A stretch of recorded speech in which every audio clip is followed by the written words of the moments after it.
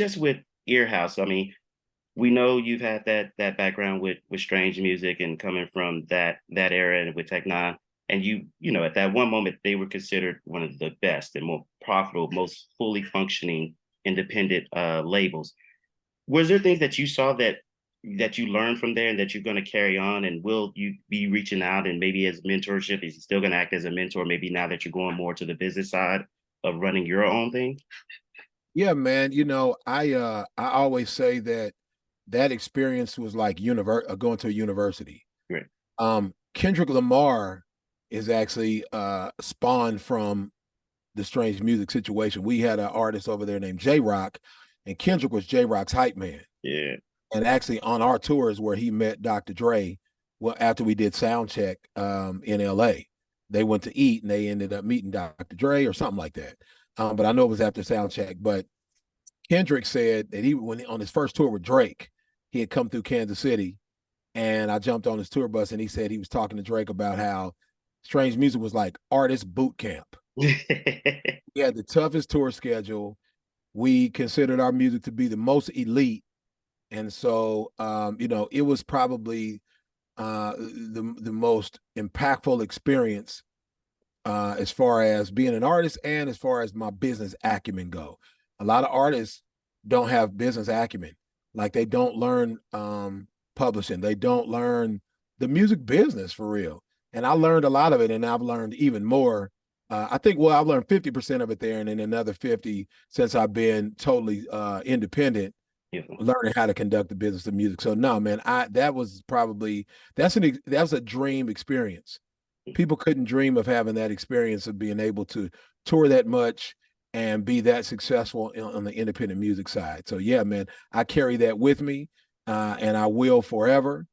And yeah, man, I actually, weirdly enough, I hadn't talked to the CEO Travis for a while, and we talked on the phone about a week ago. Right. And I'm like, you know what, man, I'm probably going to need to talk to him more about the business side. And so we're supposed to go to lunch today. I have so much stuff, man. I spaced it off. I got to call him. I need to call him. We're supposed to go to lunch today, but yeah, man, I'll carry that strange music and experience with Tech Nine with me for the rest of my life, man. Definitely, definitely.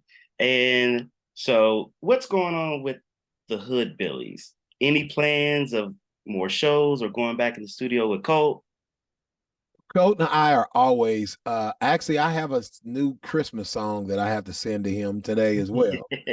We released the Hood Billies EP about a month ago. Yeah. And yeah, the funnest project I've ever done in my life.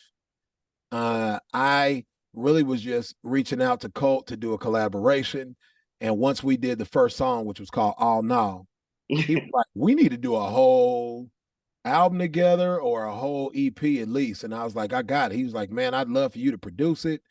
And so I co-produced it with my producer, and we threw it out there.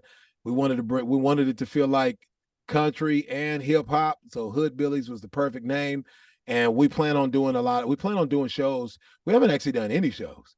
We plan on doing Really? shows in 2024 and releasing more music. And yeah, man, that's my brother. We became like this in a time that we really needed each other, like on some personal time.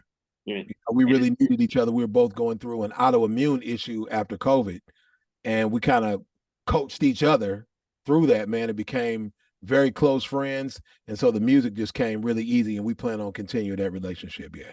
yeah, and it's interesting because what would you say the genre of like what Hood Billies are? Like, do you consider it country rap? Maybe. I mean, is it something different? What do you consider the genre if you had to classify it? And you make it whatever you want. We didn't even rap that much in there. We sang both Yeah, of us. yeah, yeah. We sang, so it's hard, man, because people need to put things in boxes. Hmm.